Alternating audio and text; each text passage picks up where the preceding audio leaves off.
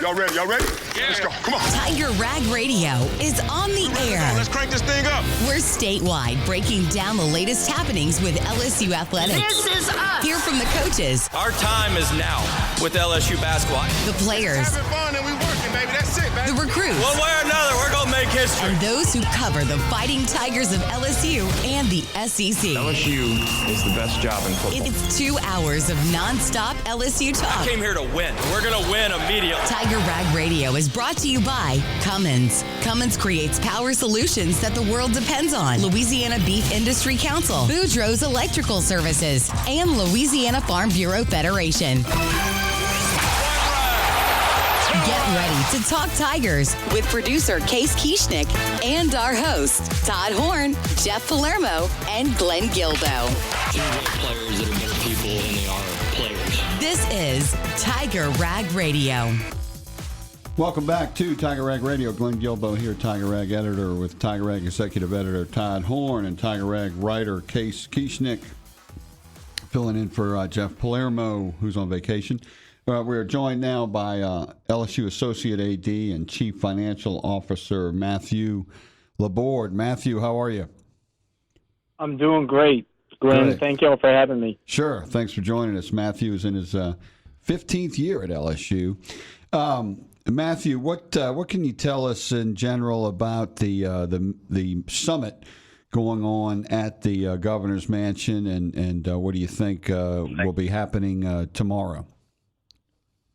Well, obviously they had their meeting last night and another one tomorrow night, but for that, I'm gonna leave it to those who are leading that charge for us, with President Roos and others who are leading those efforts. And obviously everybody's highly interested in what's going on and what's out there, but there's going to be a time and place to discuss that further. So, for now, we're going to let them lead that and put us in the position to be successful.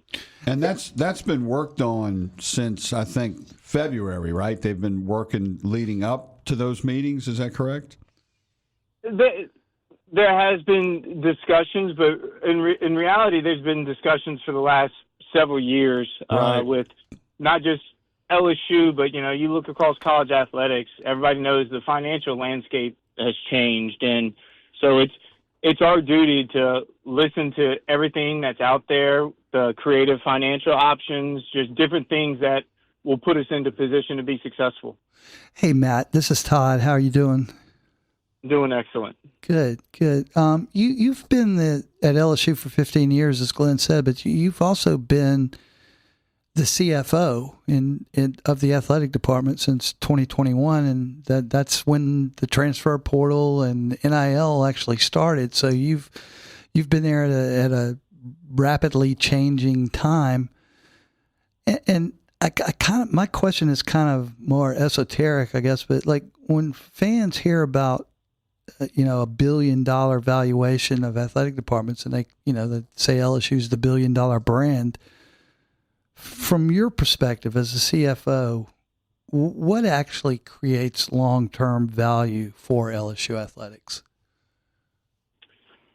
So how we position ourselves is, we look at LSU as one of the premier brands in the country. We don't consider ourselves second to anyone, and for us, it's how do we elevate our brand across all the sports. Obviously, football is the big driver, as it is for any power institution, and you want to be successful in football, but getting exposure from our other sports, competing for championships, being in the marquee games, playing deep in the postseason, that drives the brand for LSU and holds us at a high level. So we try to have success across the board. Obviously, you can't do it year in and year out, but our goal is to put all of our teams in a position that they can compete at the highest level.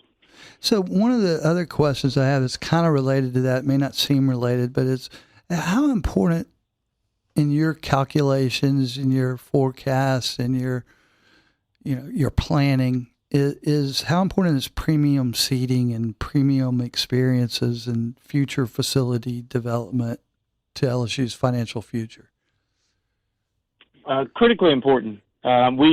We've got to put product on the field that gets our fans excited so that they continue to renew those tickets. They continue to want the premium seating, premium experience. And, you look across at professional sports, and they do a great job of that, of adding that premium experience and elevated atmosphere. And so we try to model that and find ways to bring value, but we know that's also not for everybody, and we want to make sure that we can cater to all of our fans and everybody's able to still come and enjoy and support the Tigers as they've done forever. Hey, as much as the model has transitioned or changed in your last 5 years, do you think it'll change even more in the next 5 years? Yes is the answer, and the answer is it's such a volatile time that, you talked a lot about the forecasting and planning, and if I go back 10 years, we used to map out 3 to 5 years and have a pretty good indication of where we'd be. Now, when I put those same scenarios together, we're one lawsuit, one NCAA rule away from absolutely flipping everything on its head, to where those projections, those models, you got to rip it up and start again. So we're constantly trying, one, to be flexible, but also be proactive, do our best to predict where things heading so that we can be ahead of our competition.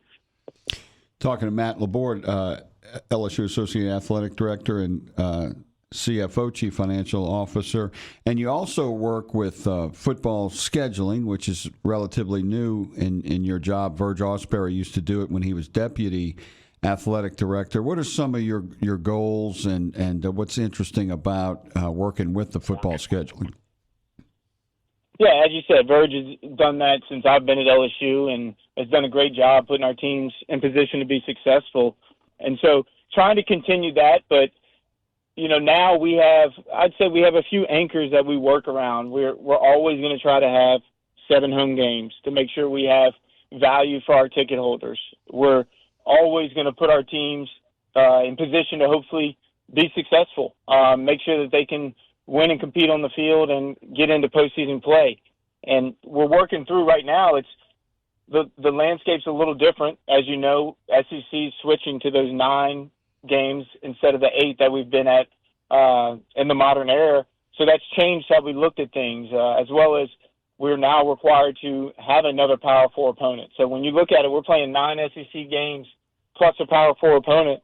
That really only leaves us 2 of those, what's traditionally called those bye games. So we're trying to evolve with that and adjust and make sure that we're in a position to be successful.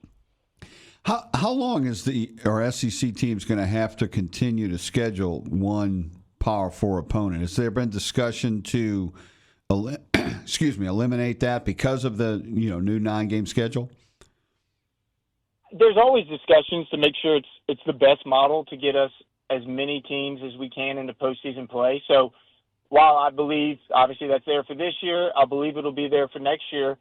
But I think it's going to be a moving target as the college football playoff. Everybody talks about the expansion. We're still at 12 teams, and that's what we're working off of now. But if that expands to 16, 24, that may make the SEC take another look and see if, hey, does that Power 4, does that give us the best opportunity to get the most teams in? Because obviously the Big Ten, they don't have that. They don't try to play a Power 4 because that's why their schedules are so much easier, right? Right. They've had the 9 games for a few years, but we look at it. If you look, the last 3 national champions, obviously out of the Big Ten, with Indiana, Ohio State, and Michigan, in each of those years, not one of them played a Power 4 opponent outside of their non-conference games. So different ways to do it, different ways to have success. Sometimes that Power 4 big marquee matchup, you win that might be the game that gets you into the playoffs. So it's not one size fits all, but it's certainly trending in a way that we've got to be flexible. Hey, so Matt, not to geek out because I have a tendency to do that. I mean, I could geek out on this. We could probably talk about this for 4 years if you wanted to. But when you're doing the scheduling and the future scheduling, how much of it is data driven? I mean, are you looking at like modeling playoff probabilities, or are you modeling television value of those particular games that you're scheduling, or revenue before agreeing to a game? I mean, are you looking at all those factors? How do you do that? No, all those factors come into play. And when Verge was doing it forever, and you would see us have games scheduled 8 to 10 years in advance. I don't see that being the case right now going forward because, to your point, you're trying to make sure your team matches up and is able to have success. And the hard part with that is right now is if I schedule a game 4 years in advance, well, that team could look completely different in 4 years, much less they might look completely different next year, just based on the transfer portal and all the movement within college football, that it is hard to predict where that team is going to be in next year or 2 years from now. So you're not going to see those games being scheduled so far out in advance, I don't think, moving forward. Yeah, so the first thing that came to mind was you guys canceling the series with Arizona State recently, and maybe that had something to do with that. Maybe it didn't. Maybe it was totally unrelated. But I was just curious how much input Lane Kiffin has in your scheduling decisions, if any.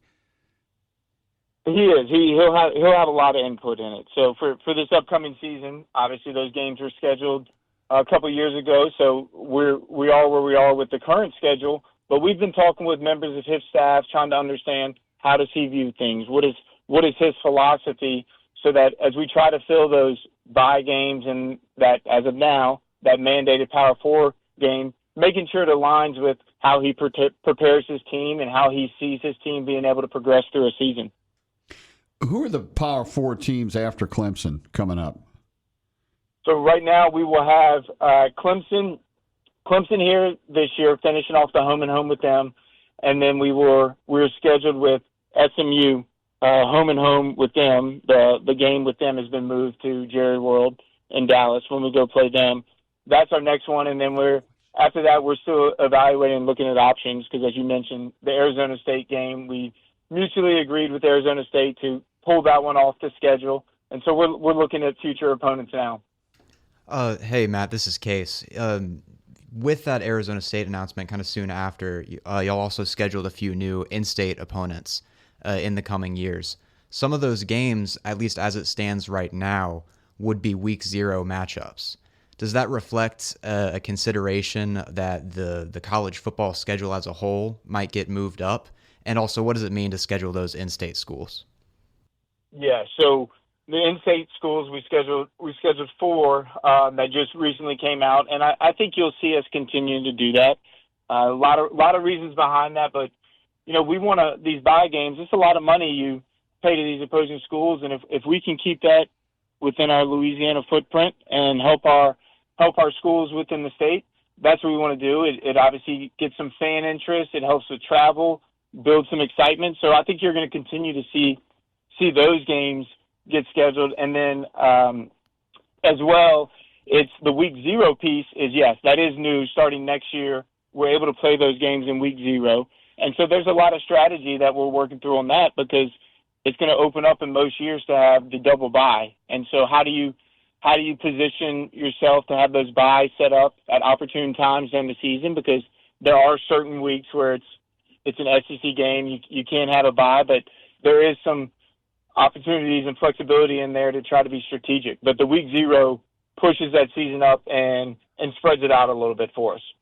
Talking to Matthew LaBorde, Associate Athletic Director at LSU.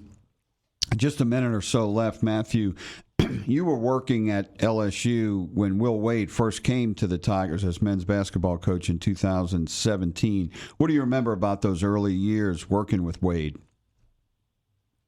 Will, when he got here, you could tell right away that this wasn't your normal coach. He was going to put us into position to be successful right out the gate. I think one of the things he said when he got here in 2017, and even when he got here recently, is we're not trying to be second to anybody. And what that means is he's ready to compete at the highest level. And so I think he really challenged myself at that time, a younger administrator. He challenged me to find, hey, what are the competitive edges? What are those advantages we can get on other opponents? Like, we're not going to just sit still and do things the way we've always done. He was always pushing and trying to put us in position to be at the top, be considered one of those blue bloods of college basketball. And so he had that in 2017, and he's still got it today. Hey, Matt, we're running out of time really quick, but I did want to ask you one more question and go back to football and scheduling for that one. If you could change one thing about college football scheduling nationally, what would it be? You personally, what would it be? I think it would be some evaluation on who gets into the college football playoff. I think you've seen in recent years. Strength of schedule, you're talking about? Right. Some of those teams, you get penalized for losing a top 5 matchup where somebody's got to lose a game, and you get penalized for that, and other teams are not playing near the strength of schedule, and it feels like there's too much of a focus on the loss column in some of these games. Obviously, at some point, you can't lose a certain number of games. What that number is, you don't know, but there's been too much of an emphasis on losing those high-powered games where it's like, man, would I have been better off just getting a cupcake win and put myself in the playoffs? Exactly. That's what Lane Kiffin's been saying. Appreciate your time, Matt, and good luck with the scheduling. And thanks again. Really enjoyed it. And we will be back with more Tiger Rag Radio right after this. I'm Richard Fontenot, president of the Louisiana Farm Bureau Federation. My brother and I grow rice, soybeans, and raise crawfish on our farm in Evangeline Parish. For a fourth-generation farmer like myself, Louisiana Farm Bureau is as much a part of my life as checking traps or harvesting rice. Our organization is more than 145,000 members strong, and we've been around for more than 100 years. The Louisiana Farm Bureau spans generations, and we want you to join our family. Visit lafarmbureau.org. The Louisiana Farm Bureau Federation, the voice of Louisiana agriculture. This is Tiger Rag Radio. Welcome back to Tiger Rag Radio. This is Glenn Guilbeau from Tiger Rag Editor with Todd Horn, Tiger Rag Executive Editor, and Tiger Rag versatile writer, broadcaster, producer, Case Kieschnick, fresh out of Louisiana Tech. You ready for the Louisiana Tech LSU game, man? Well, according to the guy that scheduled it, it's a bye game. So I guess we'll kind of let that one sail by. Case, we're going to have to talk about etiquette whenever Well, we're going to have Jay Johnson on at about 7:30 after one more break. Todd, you want to continue with what Matthew was talking about, or we got free time here? Yeah, I mean, I thought Matthew was extremely interesting conversation. I can't imagine being the CFO of a $1 billion valued athletic department during the last 4 or 5 years the way he has, and endured all the change, had to adapt to all the changes he's had to go through. Yeah, as he said, it's like they throw everything out the window if there's a NCAA violation, which I think he was probably referring to Will Wade or something else, or a lawsuit. Or anything, It's just, and that was you're exactly right. That was the most interesting thing. He said, when Verge was doing the scheduling, because he did it for years. Yeah. They used to schedule 8-10 years out. Sure. And he said, you can't do that anymore. No. You can't do that at all. No, and they got to get rid of the Power 4 game. I mean, it just doesn't make any sense. And especially if you go to 9 games, that was really bad planning by Greg Sankey. You don't go to 9. His plan was to not go to 9 games until they went to 16. Well, he went to 9, and then they decided not to go to 16. So he got hoodwinked. And oh, by the way, they also passed. I don't know why they passed the Power 4 game. I mean, you didn't need that because you're already playing a tough schedule. So it's smarter when you have a 12-team playoff.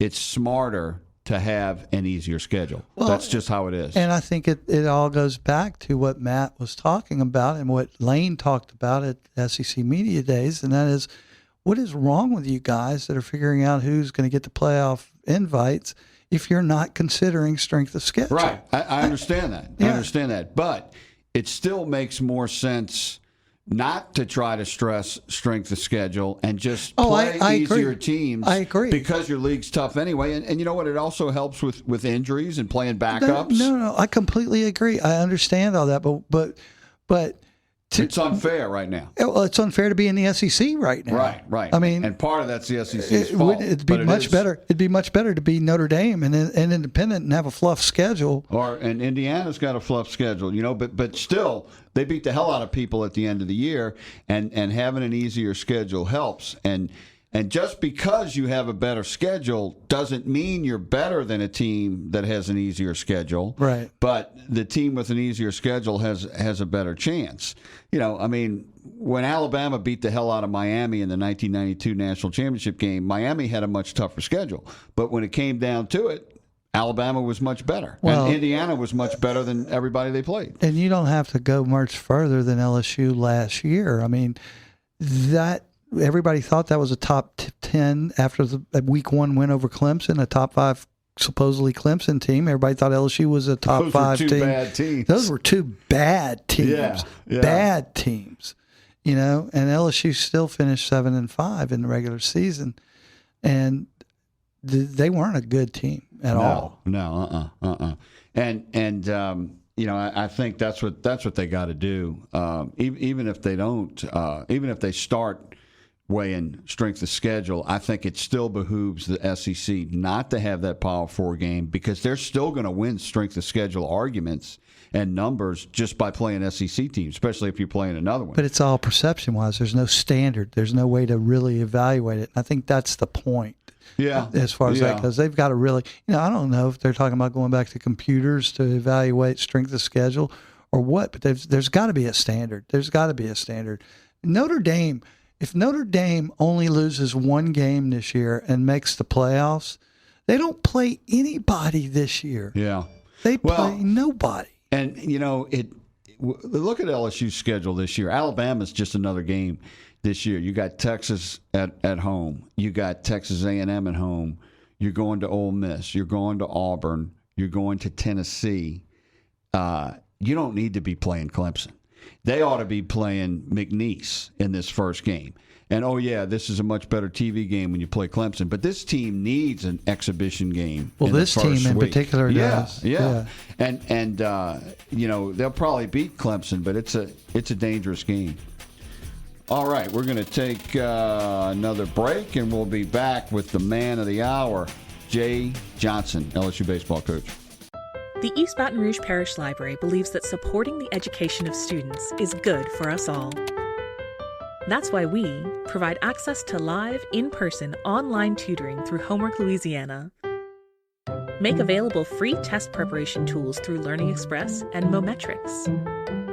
Plus, reference tools for all ages.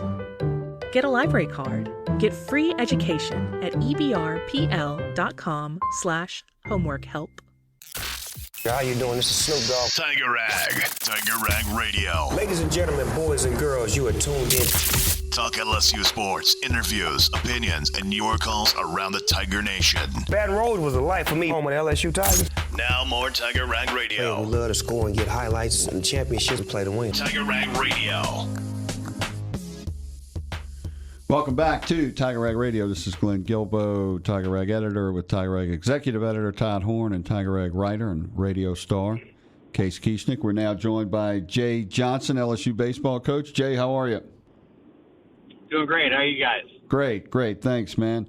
All right, Jay, I'm not going to ask you what your rotation is this summer, this spring, like I usually do. Not going to ask that. I do want to talk to you about Logan Schmidt a little bit. Of course, the second-round pick from the Guardians, who was kind of a surprise to come to LSU and not go pro. Jay, let me ask you, that happened late. He's the last guy that you're getting on the roster, so chances are, since he was kind of a surprise, you might have been out of money. How did that break down? And I'm not asking you how much you paid him, but is that kind of a dangerous game when you get a stud like that late, when you've already settled what the NIL payments and so forth are for the rest of the roster? Yeah, I think we're very excited to have Logan. I think it's left-handed pitching, left-handed hitting, as I've told you guys before. That's something I took from Augie Garrido, the great, Texas, Cal State Fullerton coach. And, I'll be honest, I thought there was a 0.1% chance that Logan was going to end up in college at LSU. So we feel fortunate to get him and, found a pathway to be able to do that. Some of it wasn't even our doing. Some of it was, the draft strategy by the team that selected him that didn't work out in their favor and worked out in ours. And it was a place we didn't feel like we would be, but certainly happy that that's what happened, and really excited to add him. And what I would call good problems, what you're referring to. Okay, right. And what does he give you as far as options? As you're deciding who's pitching for you and when, and as you formulate your roster during fall ball and going into the season. Well, he's got tremendous stuff. I think my favorite quality is it's strike after strike after strike. He really fills up the strike zone. Exceptional fastball command. He's a pitcher, not a thrower. I mean, he has very loud stuff, but he is a pitcher by trade. And, you think of, what, like, since Kate Anderson for us or Anthony Ianson did for us, those guys are true pitchers. They could blow you away with fastballs, but has the ability to feel, speed the hitter up, slow him down, different shapes, pitch to both sides of the plate, up and down. So he brings a lot to the table. Very young, just turned 18 years old, but very mature from a baseball standpoint. He's been coached really, really well, and excited to put him in a role that's going to help the Tigers. And Jay, his other decision could have been junior college, where he could go into the draft next year, whereas with his birthday, he can't go into the draft until after 3 seasons with you or in college. How did you get over that? Because he had to stay for 3 years. Was that a difficult finesse situation? Mizorowski went right away from junior college. That actually helped us in this situation because, yes, the guy you mentioned is, top 5 pitcher on the planet, but I think he gave up like 5 hits for his entire junior college season and signed just for a little over $2 million.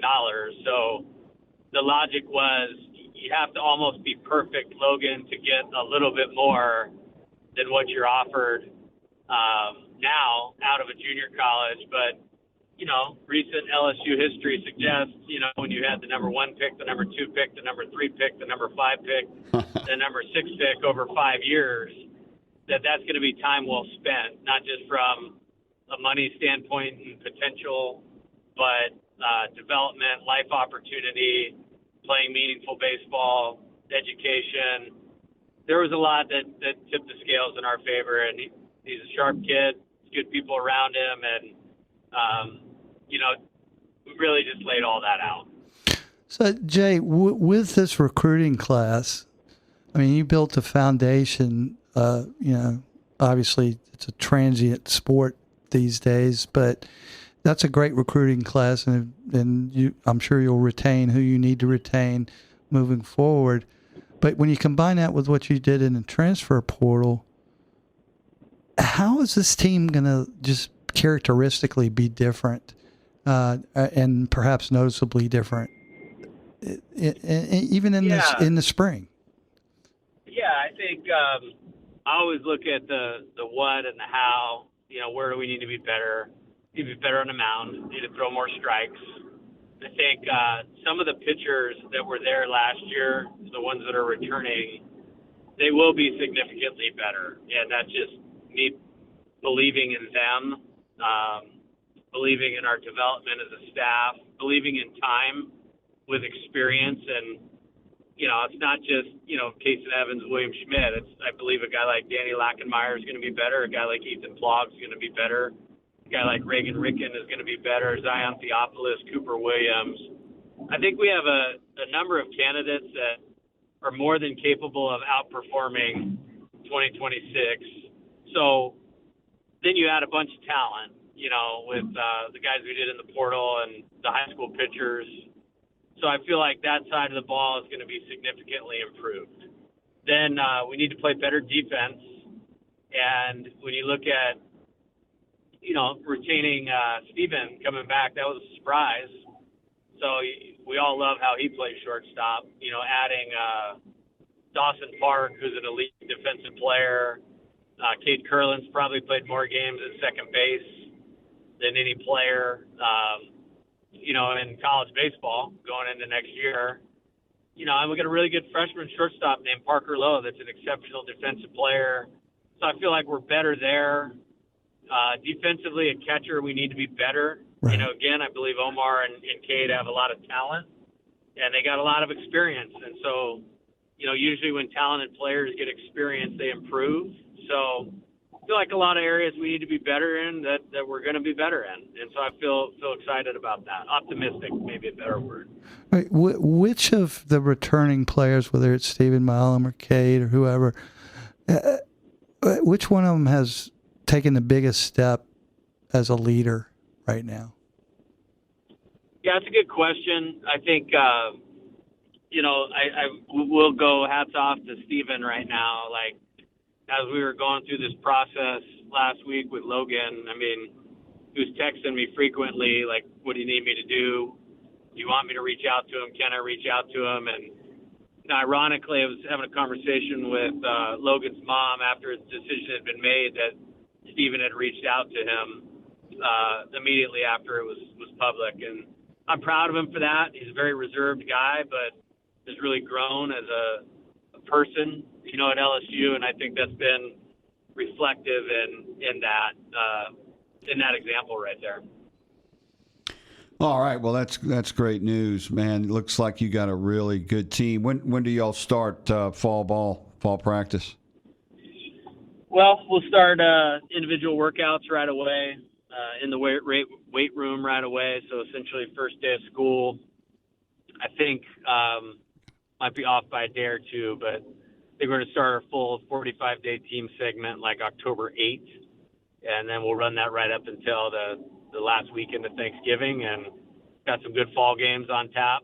Excited about that and ready to get back to work. Yeah, you're going to be playing a baseball game in Alex Box during the Alabama football game week, right? Yes, and so my thought is, Coach Kiffin will have everybody in a great mood that morning, and I was like, hey, let's go out and check out some baseball. Or, if we don't, then hopefully we can play well and give people something to be excited about, come spring. Either way, it's a win-win. Who was that against that day? It's against Troy. Oh, okay. Oh, yeah. Cool. Excited about that. Wow, that's awesome. All right, Jay. Well, thanks a lot, man. Appreciate your time. Know you're a busy man, and enjoy whatever time off you may have. But thanks for joining us. All right, guys. Have a good night. All right. Thank you. All right. We'll be back with a couple more segments of Tiger Rag Radio right after this. And we're back with Tiger Rag Radio.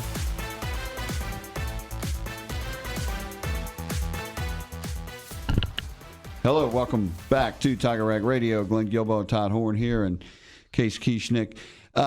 Continuing what we were just talking about off the air, Jay said that he felt like he had 0.1% of getting Logan Schmidt. So let's say his money is all doled out for the roster when they decide, oh, we got a chance for Logan.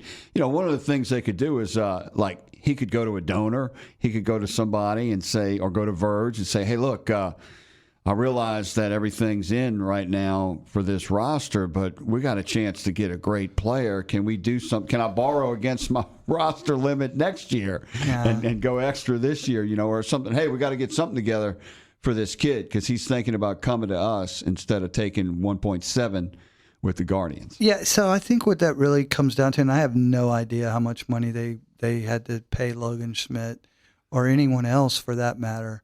And I don't think we will ever really know because we don't get the records. But, obviously, like you said, it was so late in the game. They didn't think they were going to get him anyway because he was a second-round pick, and that's usually settled.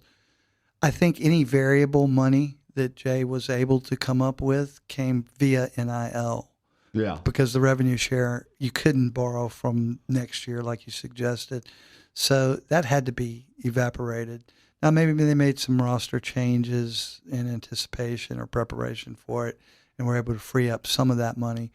But I doubt it. I think most of it was probably, let's see what we can go fishing in the NIL arena and see if we can dig up a package that's good enough to get him here.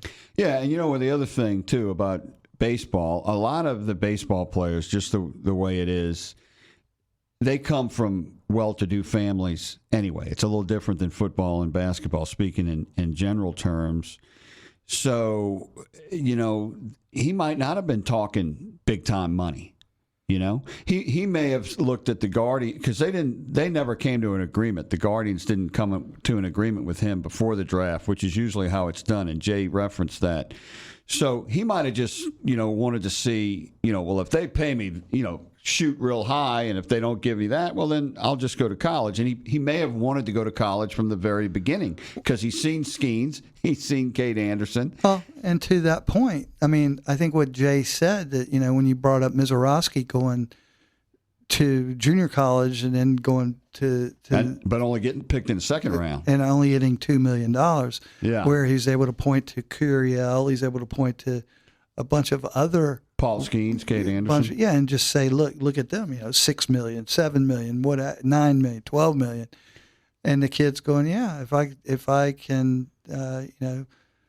make a decent income, play college ball and increase my future value over the next 3 years by that much, that's a really good investment for your time, energy, and effort. Yeah, and when they put together like a film package or just a stat sheet of what Paul Skeens did and Cade Anderson, that's going to blow kids away. And it's amazing. When I was just looking at the guys who got traded yesterday, the LSU players, Josh Smith got traded from the Rangers. Anthony Ianson got traded from the Red Sox to the Orioles organization.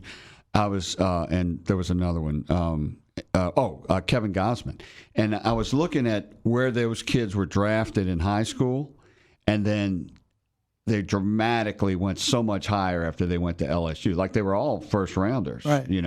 So, that's hard to argue with. Plus, those kids have so much more fun playing college baseball than they do in single A and rookie ball. Of course, now they go up much faster now. Cade's about to go in. Ianson's probably going to be in there next year. But still, I think players more and more now know how cool it is to play in college baseball for a couple of years. Well, I can't imagine it even being a comparison. I can't imagine even really considering junior college. Oh, yeah. To LSU. I mean, I understand the practicality of it if you really think you want to be drafted next year and you don't want to have to wait 3 years. But whenever you're presented with the evidence of what your value is likely to do over the next 3 years, and you get to play at LSU. Yeah. Or Tennessee, or anywhere, but especially LSU.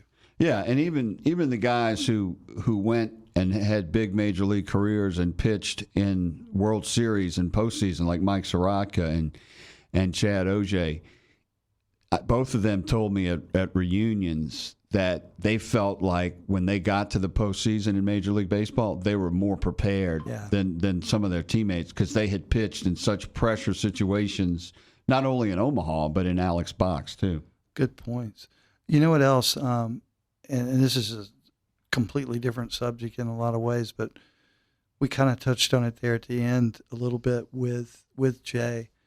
This recruiting class of this year that Logan Schmidt's a part of, and I'm just mentioning him because he's the latest name added to it, that's a foundational class for the next 2 to 3 years for this LSU program. I don't think you're going to see any more years like this in the near future, like just happened this past year. Yeah, it's a great class, and we said last year's was too, but I'm going to say it again. I mean, I really think this is an Omaha team. There's no question about it, even though it's too early to say that. But we'll be back with more Tiger Rag right after this. Now more Tiger Rag Radio.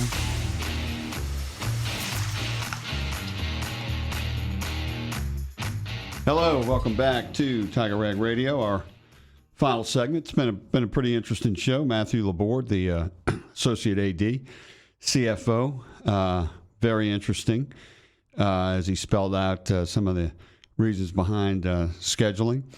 And Jay Johnson giving us some inside info and his surprise at getting Logan Schmidt and our first guest, Preston Guy, talking about football practice. What is the first day of football practice like for a player, Todd? Like, what do you remember about your first practice you were at for LSU?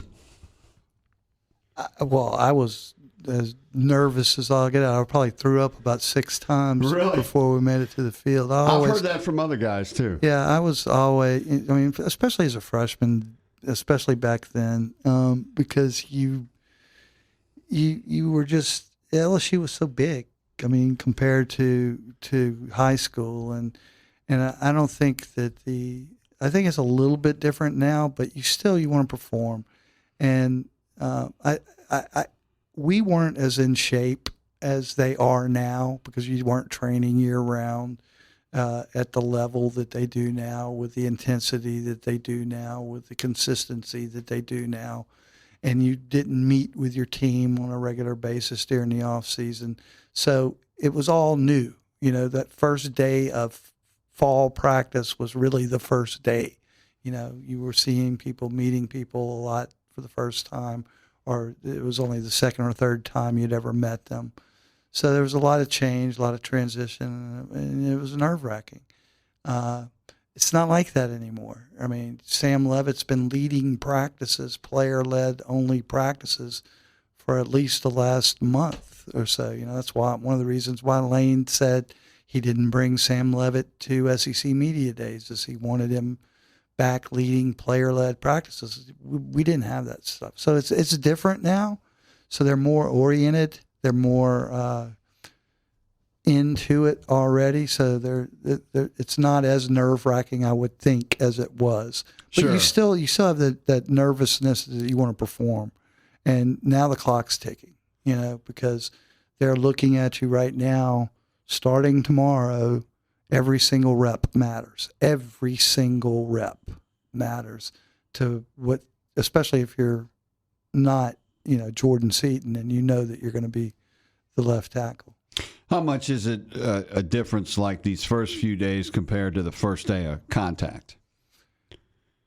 See, I'm trying to, for us, it was different because you would go 3 or 4 days in shorts, then maybe shoulder pads and helmets only, and then you would go into full pads. And once you went into full pads, you were in full pads for the rest of the time. Twice a day sometimes. Yeah, except for you know, Fridays of game week or whatever, or Thursdays of game week. It's different for them now. I mean, look at what they're doing this week. They're starting out tomorrow morning at 10 o'clock or 9 o'clock on the practice field, and then they don't practice again until the next day at 6:30 at night. I think that's pretty smart. I think that's cool. Gives them time to recover and be better. Yeah, exactly. And it's cooler at night. You know, not much, but it's still cooler at night. But that's totally different, so I can't relate to that. All right, well, we'll have it all for you next week, the first week of football practice. That concludes it. The show tonight. Thanks for joining us on Tiger Rag Radio. Tiger Rag is everywhere. Online at TigerRag.com. Like us on Facebook at Facebook.com/TigerRagMagazine. Or follow us on Twitter at Tiger_Rag.